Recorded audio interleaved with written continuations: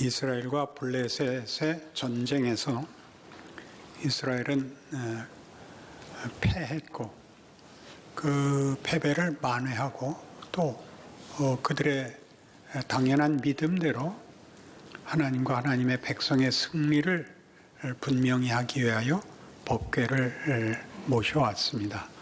그리고 더 크게 패하고 궤도 빼앗깁니다.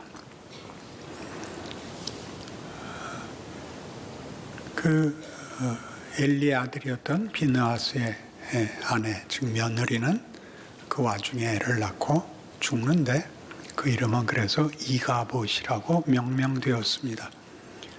영광이 떠났다, 영광이 없다, 좀 더 직선적으로 우리는 망했다, 이렇게 법궤 사건이 끝났습니다.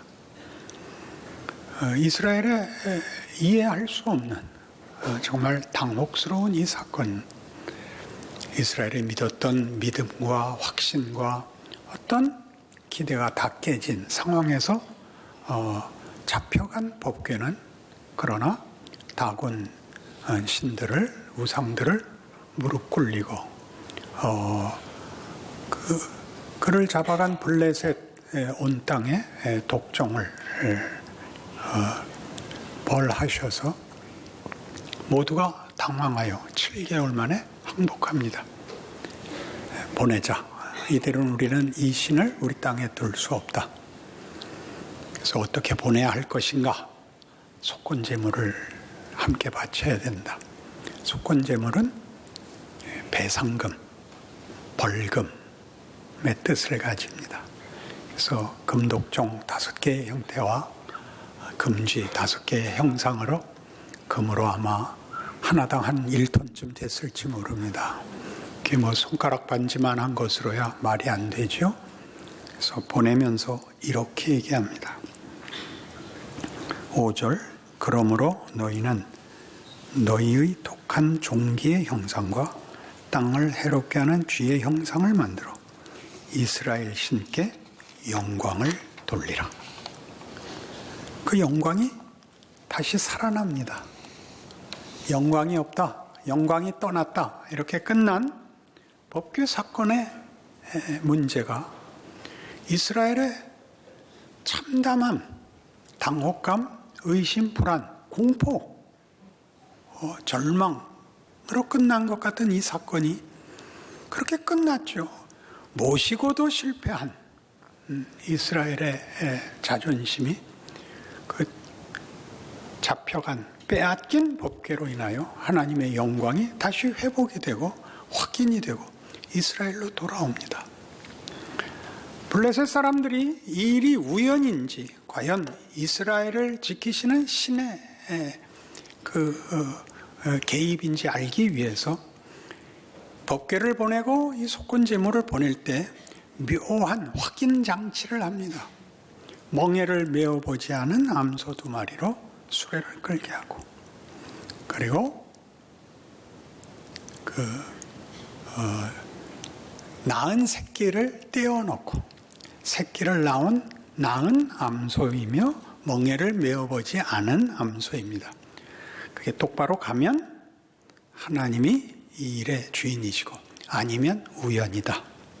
똑바로 갈 수 없는 이유는 멍에를 메어보지 않아서 수레를 제대로 끌고 똑바로 가지 않을 것이다와 새끼를 놔두고 가지 않고 돌아올 것이다 라는 2가지 시험을 걸어놓은 것인데 똑바로 갔죠. 울며 갑니다.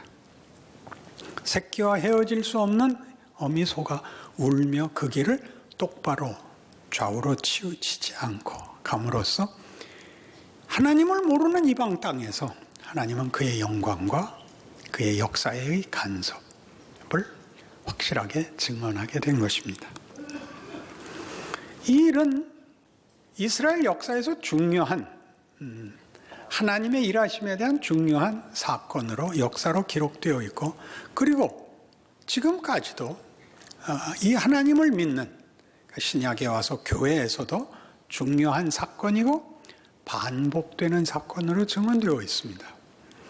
그러나 이 문제에서 우리는 어느 편에 서 있느냐 하면 하나님의 백성, 이스라엘 백성으로 서 있으나 우리는 실패하고 절망한 자로, 하나님이 우리의 기도에 응답하시지 않은 분으로, 하나님의 일하심에 대하여 전혀 이해가 없고 스스로 포기한 자로서 서 있곤 합니다. 법궤 사건에서 그랬던 것처럼 오늘날 기독교에서도 교회사 내내 이 문제는 기독교인들을 많이 괴롭히는 사건이 됩니다. 예수님의 부활 사건도 당연히 오늘 법궤 사건과 똑같이 당혹스러운 사건으로 기록되어 있습니다. 여자들은 당연히 예수님의 시체에 마지막 손질을 하기 위해서 무덤에 찾아왔습니다. 시체가 없는 겁니다. 이 어찌 된 일이냐? 당연히 있어야 될 시체가 왜 없느냐? 천사 둘이 나타나 부활하셨다. 전에 그렇게 말씀하신 걸 기억 못하느냐? 그래서 여자들이 뛰어와 제자들에게 알렸죠. 제자들이 뭐라 그랬다고요? 그게 말이 되냐? 베드로는 가봤죠. 시체가 정말 없는 겁니다. 놀라고 있죠. 뭘 더 이상 생각하겠습니까? 죽은 자가 살 거라고 누가 생각을 하겠습니까? 그럼 우리는 그렇게 생각합니다. 왜요? 쉽게 생각해서 그렇습니다. 여러분은 성경을 보고 예수를 믿었습니까? 예수를 믿고 성경을 보셨습니까? 믿지 않고 읽으면 하나도 말이 안 됩니다. 그러나 믿고 읽으면 다 말이 됩니다. 이미 결론을 알고 있고 고백을 했기 때문에 말이 안 되는 내용들을 여러분들이 말이 안 된다고 전혀 생각하지 않습니다. 이 순진한 믿음, 이 무지한 믿음 때문에 성경을 아무리 읽어도 줄친데 외에는 읽히지가 않습니다. 이렇게 말이 안 되는 부분을 어떻게 넘어왔는지 여러분이 모릅니다. 아니, 예수님 부활하셨잖아. 얼마나 간단무쌍하고 충직한 고백입니까? 그러나 말이 안 되는 것이 사실입니다. 그러니까 박식한 모든 지성인들이 안 믿는 이유입니다. 말이 안 되는 소리를 썼다. 이제 말이 안 되는 소리를. 그 사실인 걸 어떻게 아는가? 우리가 하나님 이 사람한테 사실을 보여주십시오. 그러면 예수가 내려오시는가? 또 안 내려오신다고요. 예수님도 고집이 있으셔서 믿어야만 된다 그러십니다. 이 긴장, 이 충돌이 사실은 기독교인들에게 해결되어 있어야 되는데 우기는 것밖에 남아있는 것이 없어서 우리가 신앙생활을 한다는 게 뭔지, 우리가 믿는다는 게 뭔지를 우리가 현실 속에서 녹여내는 일에 실패합니다. 이 말이 안 되는 게 무엇인가? 이 말이 안 되는 이 충돌, 이 모순, 법궤를 모셨으나 실패한, 예수가 구세주일 줄로 믿었지만 죽어버린 그런 일들이 성경에는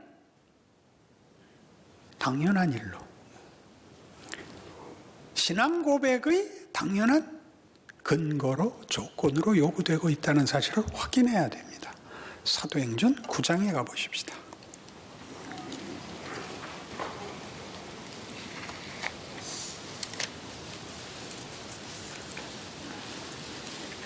사도행전 9장.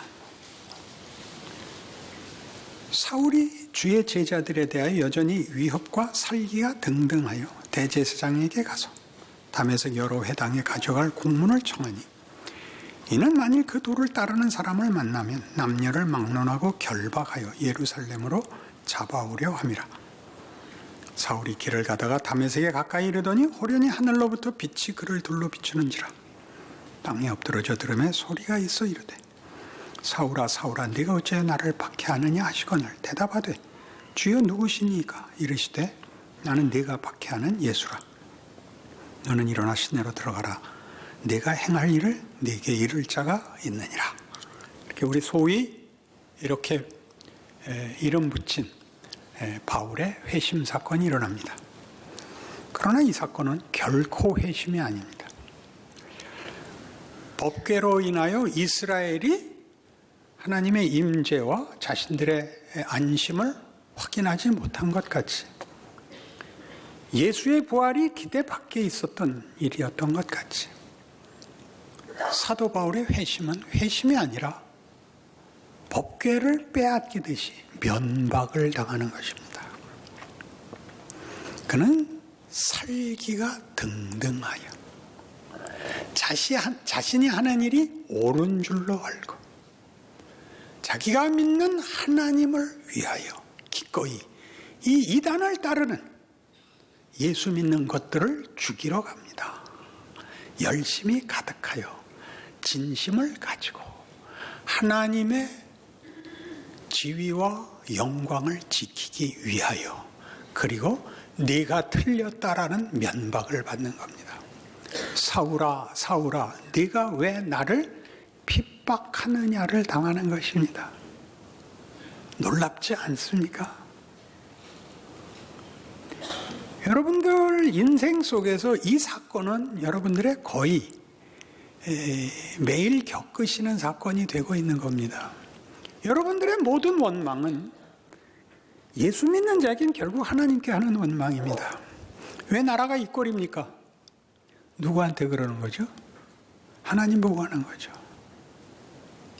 한국교회는 왜 이 꼴입니까? 누구한테 하는 겁니까? 하나님께 하는 겁니다.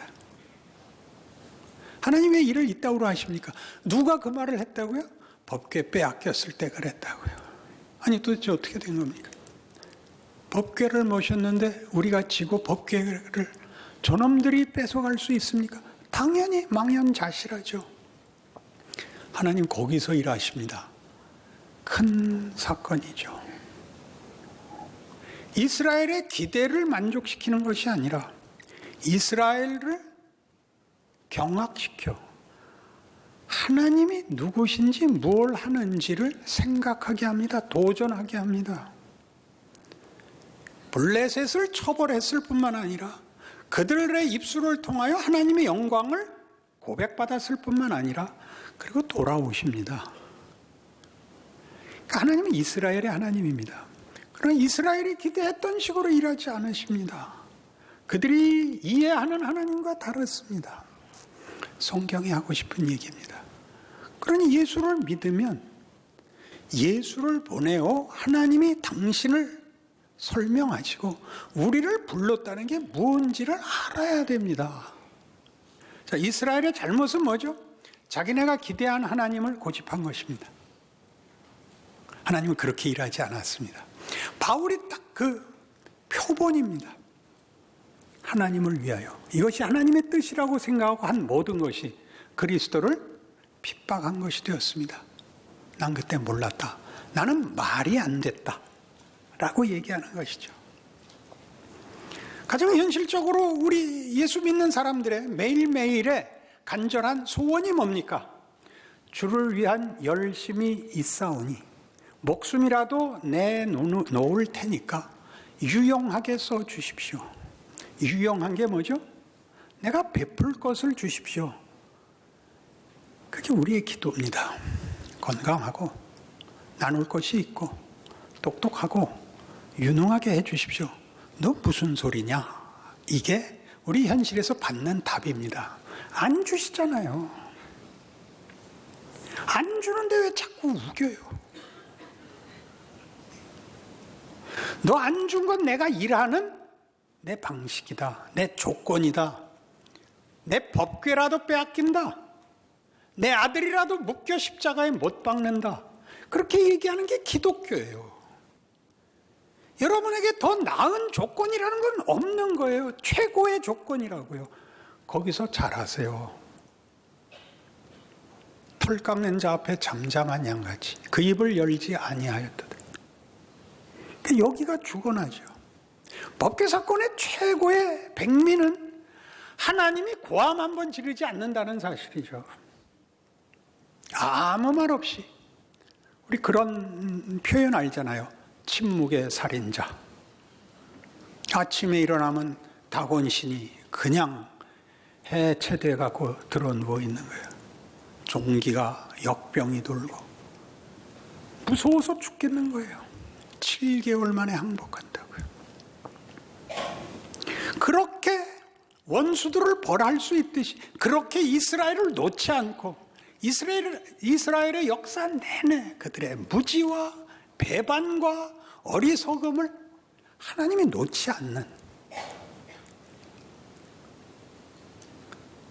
신약시대에 들어와서 동일하게 그의 아들을 보내심이 마치 하나님이 지는 것 같이, 빌라도가 권력을 가진 것 같이, 그를 사형에 처할 수 있는 것 같은 정황 속에 들어가 정말 죽어버림으로써 하나님은 부활이라는 것을 최고의 장애, 최고의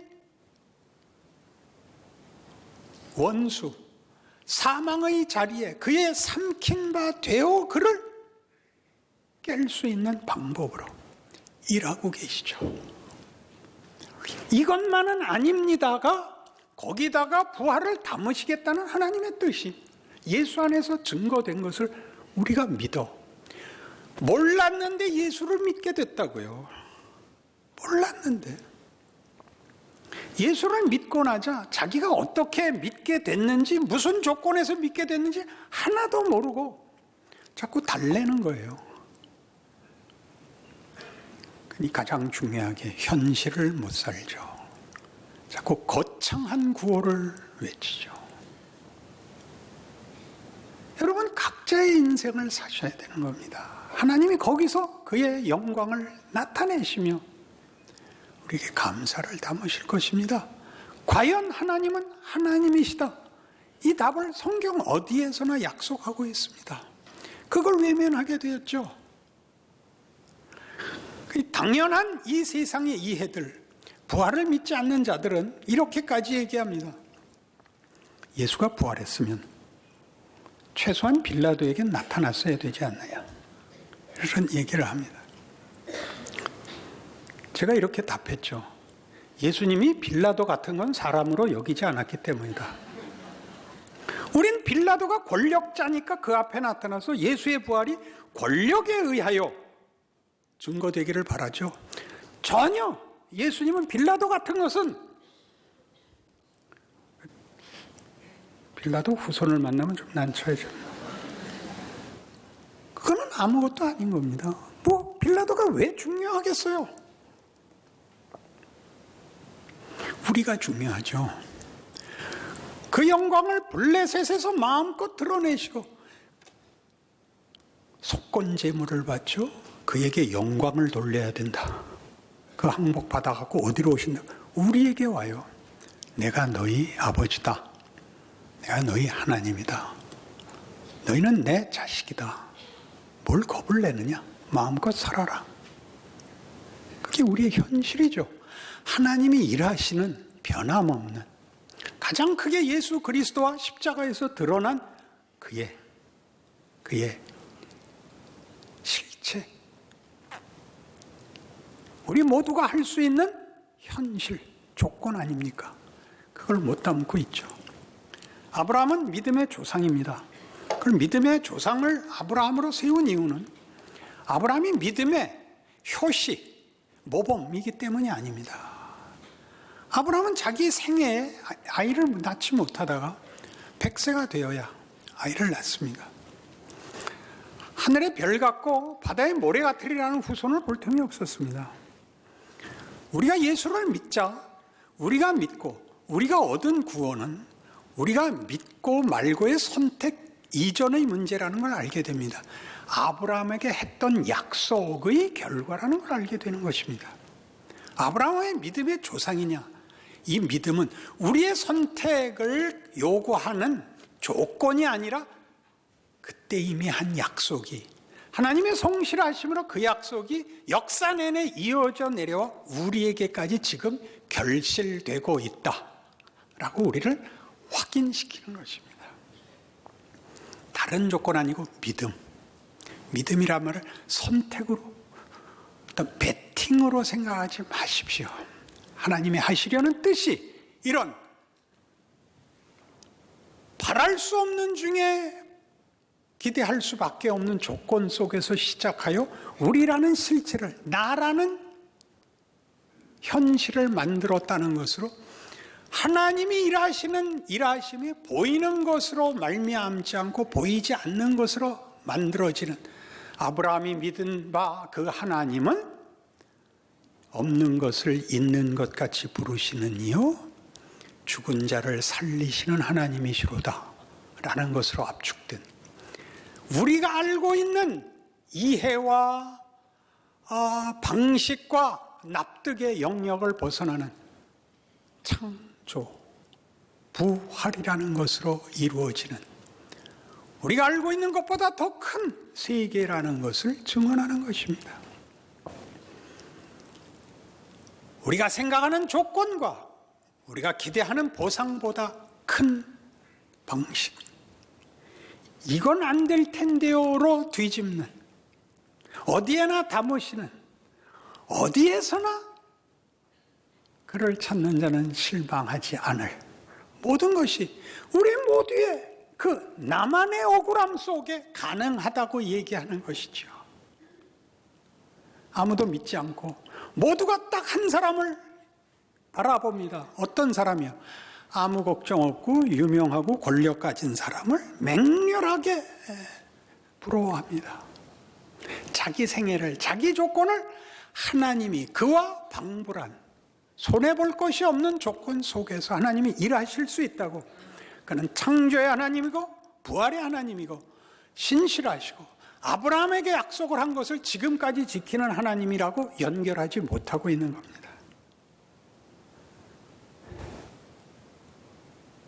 은혜는 받지 않고 째려보기만 하는,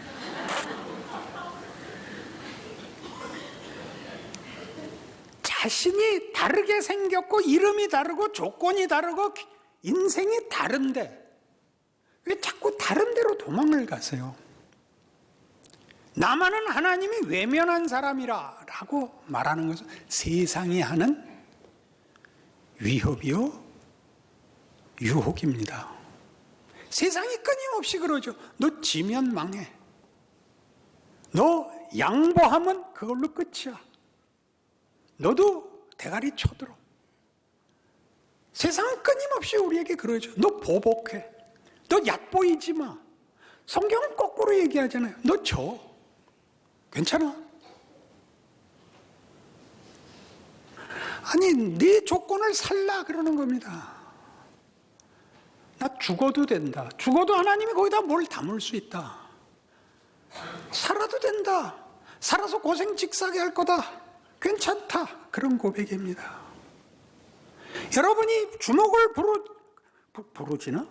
주먹을 쥐고 열성을 떨어서 보상을 받는 그런 기독교는 없습니다.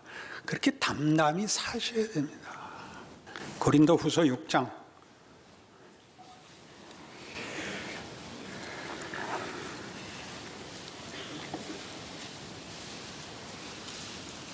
고린도후서 6장 이런 말씀들이 어떤 말씀, 무슨 내용인지 새삼스러운 눈으로 볼 수 있기를 바랍니다. 우리가 하나님과 함께 일하는 자로서 너희를 권하노니 하나님의 은혜를 헛되이 받지 말라. 이르시되 내가 은혜 베풀 때 너희에게 듣고 구원의 날에 너를 도왔다 하셨으니 보라 지금은 은혜 받을 만한 때요 보라 지금은 구원의 날이로다. 우리가 이 직분이 비방을 받지 않게 하려고 무엇에든지 아무에게도 거리끼지 않게 하고 오직 모든 일에 하나님의 일꾼으로 자천하여 많이 견디는 것과 환난과 궁핍과 고난과 매맞음과 갇힘과 난동과 수고로움과 자지 못함과 먹지 못함 가운데서도 깨끗함과 지식과 오래 참음과 자비함과 성령의 감화와 거짓이 없는 사랑과 진리의 말씀과 하나님의 능력으로 의의 무기를 좌우에 가지고 영광과 욕됨으로 그러했으며 악한 이름과 아름다운 이름으로 그러했느니라. 우리는 속이는 자 같으나 참되고 무명한 자 같으나 유명한 자요 죽은 자 같으나 보라 우리가 살아있고 징계를 받는 자 같으나 죽임을 당하지 아니하고 근심하는 자 같으나 항상 기뻐하고 가난한 자 같으나 많은 사람을 부유하게 하고 아무것도 없는 자 같으나 모든 것을 가진 자로다. 두 세계에 걸쳐 살고 있다 이겁니다. 현실이 위협하고 유혹하고 시험하는 현실 속에서 하나님의 일하심을 갖고 있는 자로서의 이 이중성을 갖고 있다는 겁니다. 하나님의 일을 하면 세상이 보상을 해주고 도와줘야 된다고 생각하지 말라는 겁니다. 왜 그렇게 하시는가? 그건 하나님의 지혜요 능력이랍니다. 고린도전서 1장 말씀이죠. 예수 그리스도는 헬라인에게나 유대에게는, 헬라에게는 미련한 것이고 유대인에게는 거리끼는 것이나 그리스도를 믿는 우리에게는 십자가는 하나님의 능력이요 하나님의 지혜입니다. 바울이 여기에 들어오는 겁니다. 내가 그땐 몰랐다. 자기가 아는 종교적 헌신의 극치가 신앙이라고 생각했습니다. 예수 안에서 이제 뭘 발견하죠? 하나님이 하나님의 영광과 복을 어떤 식으로 담아내시는가를 보는 겁니다. 세상이 그건 아닐 거예요 속에서 일하신답니다. 우리가 예수를 믿는다는 말을 놓을 수 없듯이 하나님이 우리에게서 우리의 아버지라는 말을 놓으시는 적 없다. 이렇게 확인하는 것이 오늘의 본문이요. 성경의 가르침이요. 우리의 현실입니다. 우리가 구하지 않을 때 우리에게 필요한 것을 알고 계시고 우리를 지키시는 이가 졸지 않으신다. 성경의 약속입니다. 그러니 여러분 각자의 조건 속에서 일하시는 하나님의 그 기이하심, 그 놀라우심을 여러분 스스로가 누려 얼굴 펴고 교회 나오시는 훌륭한 교인 되시기를 바랍니다.